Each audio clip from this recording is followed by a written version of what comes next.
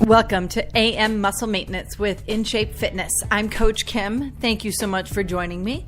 Today's podcast is called Cyber Monday But. Getting the best value for the money that you spend during the holidays is a top priority the week after Thanksgiving. Actually, it's already started. We're going to talk about foot shopping, regular traditional shopping, and we're going to also talk about online shopping. But your butt shouldn't suffer through it. How many times do I say the word butt? We're going to be focusing on the butt today because sitting on your butt to conduct your online shopping, which a lot of people do on this Monday morning, as well as during the week when all of those cyber deals are coming into your inbox, is not good for your body. Now, I know that your fitness time is valuable, and that means that you're more likely to spend time either trying to boost and can maintain a boosted heart rate on a cardio machine or in a boot camp class or maybe a spin class because you want to burn calories, you want to prevent weight gain or maybe even produce some weight loss as you head into the holiday season. But the thing about the butt and that the glutes that is really, really important is that all of your kinetic power, all of the power that you need to conduct yourself in your life when you are moving around, and even really when you are sitting. Now, your butt is a sad little muscle group because you're sitting on top of it all the time. So you're mushing it. It doesn't get contracted and expanded the way that it should in terms of its full capacity, its functional sort of reason to exist, and therefore it's not strong enough to support the amount of movement that you really need to do if you're going to maintain a sustainable health regimen through your entire life. So we're going to be talking about exercises that really affect the butt, a couple of exercises that affect the stability of the right side of your butt versus the left side of your butt.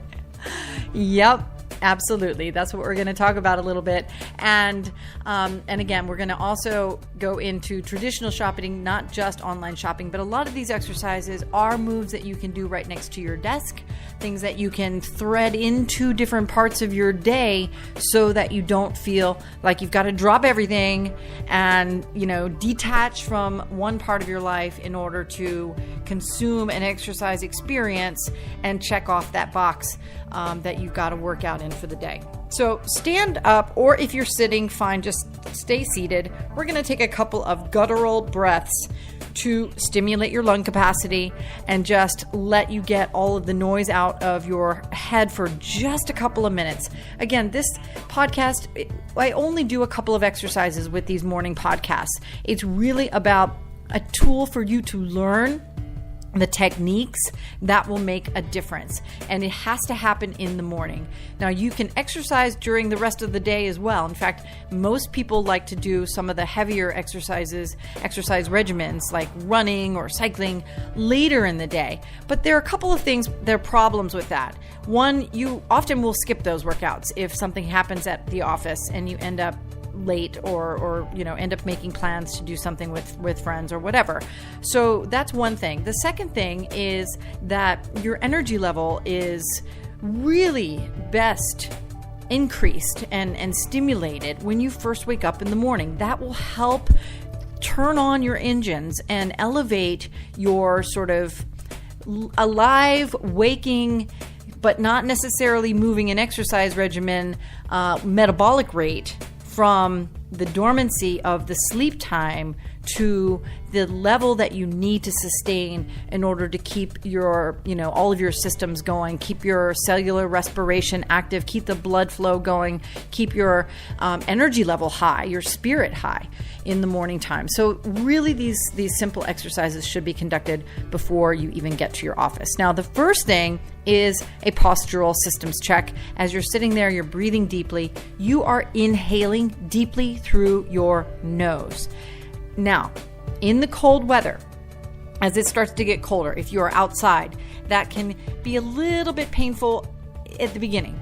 But I still want you to try, because when you deeply inhale through your nose, you activate the parasympathetic nervous system, which is more of the executive part of your brain that helps stabilize your heart rate and your hormone levels. Now, you want to boost your heart rate as you exercise, obviously, but you don't want the primitive part of your brain, the sympathetic part of your brain, to activate the fight or flight response where you automatically have an elevated heart rate that you can't control as easily. And you have all of those stimulants thrusting through your bloodstream that are stress hormones, right? And that affects your metabolism as well. So you inhale deeply through your nose and then use your diaphragm to bellow, say the word with me, bellow the carbon dioxide out through your mouth. Inhale deeply to a count of 2 or 3.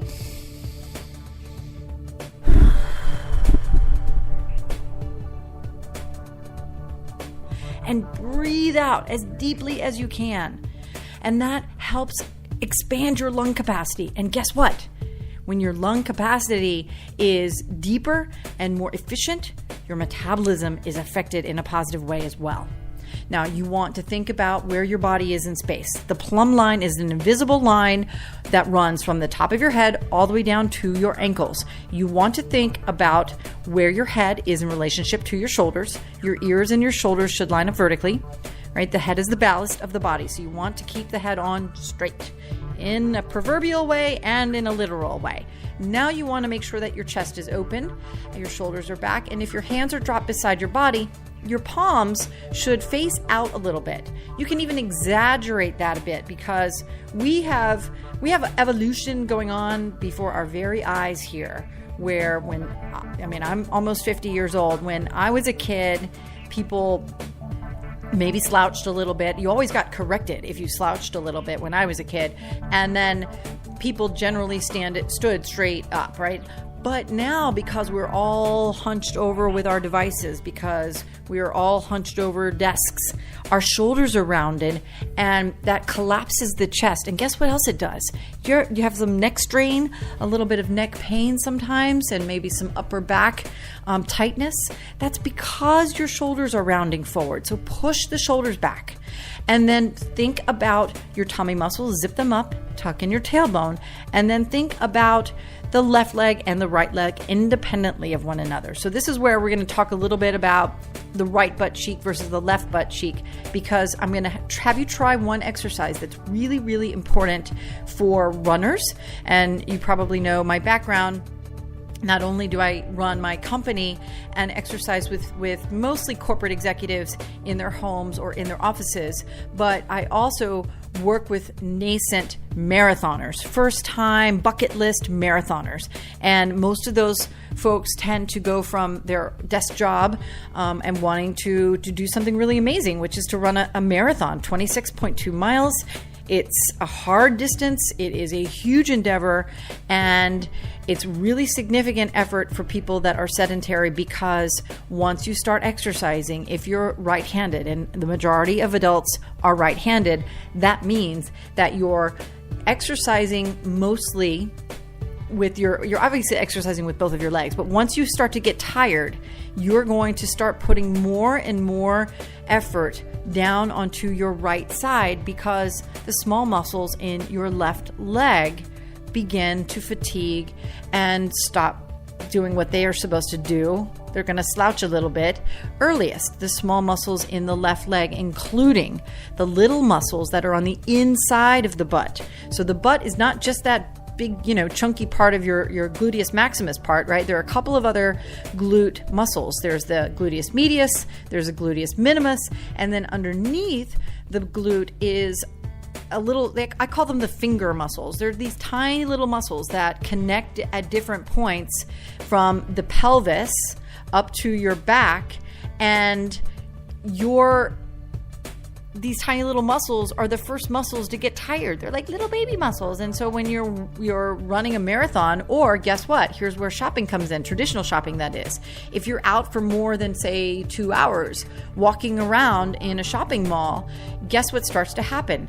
You end up putting more work, more exertion on the right side of your body, because the left side starts to get tired faster. So the first exercise that we do to strengthen the butt muscles from a standing position. And again, these are exercises that really are meant to be done either from a standing position or a seated position, not stuff that we can do getting down on the floor, which there are many more of those, and I'm happy to help you with those. If you need to really focus on your butt, definitely get into touch with me via bodybyInshape.com. You can go to our Contact Us page and send me a note. I'll send you a couple of PDFs even that would help orient your exercise regimens in some floor positions. But when you are standing, if you stand beside your desk, I say this because most people don't have really great balance when they do this exercise. It's called the bird feeder, or some people call it a forward reach, which is not a very appealing name. If you think about a bird feeder that sort of is like one of those little glass feeders, and it just, without hinging, it just tips over and touches the floor or the table, whatever surface it's on, with the tip, and then stands right, goes back to its standing position without bending at all. So your body is going to be that bird feeder. So what you do is stabilize, do the right leg first with stability on your right leg, lift your left hand up into the air. That will be the top tip of your bird feeder. You're going to keep your whole left side straight. Don't bend at your hips. Don't bend your knee.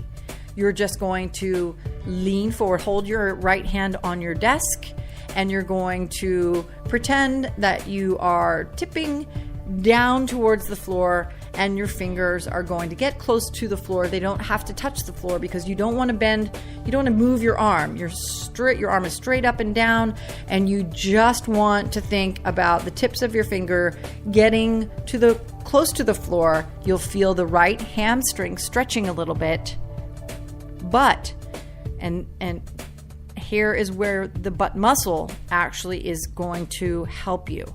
You right yourself when you lift back up. It's your right butt cheek, your gluteus maximus now, that is lifting your body back to the full erect position if you do it correctly. And you can, if you are able to let go of your desk, you can actually feel the contraction of the butt.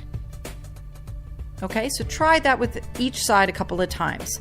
The other exercise that's really good from a standing position, and your coworkers might think you're getting a little crazy, but again, it's Cyber Monday, so you're waiting for the best deals to come in. Do what you got to do, right? So forward kicks and side kicks are also really good standing moves that you can use to strengthen your butt. Lunges are also great as well, but the other component of lunges, the one that makes them sort of challenging, is that you have to make sure that your knees are strong enough to support your body through a lunge. So take your time with the kicks, and then if you sit down, the one thing that I would say with the strength of your butt and the strength of your hips, which is the front of your pelvis, right? So again, we're still working with that kinetic center of your body, right? Where the center of gravity is for your body when you're standing. Now, when you sit, your center of gravity is shifted, but when you stand up tall, the center of your gravity is right around your belly button, just below it. And if you are sitting in your chair and you're thinking about the ways that you can help support the strength of your butt and sort of prevent the dormancy of your butt, put your hands on your chair and lift your body up into a position where your butt is actually elevated. Your feet are flat on the floor. If you've got high heels on, take them off and put your feet flat on the floor, and then let your elbows bend and drop down. It feels like a tricep dip, but here's the thing. If you keep your toes flat down, you will feel the butt and your hamstrings slightly contracted and therefore slightly stimulated through the use of that move. And obviously it has the added effect of working your arms a little bit. You can also lift up your heels, and if you're really strong enough to do so, you can do this move on one leg. Now, that's all the time I have for you today, but please remember, I keep saying the word but.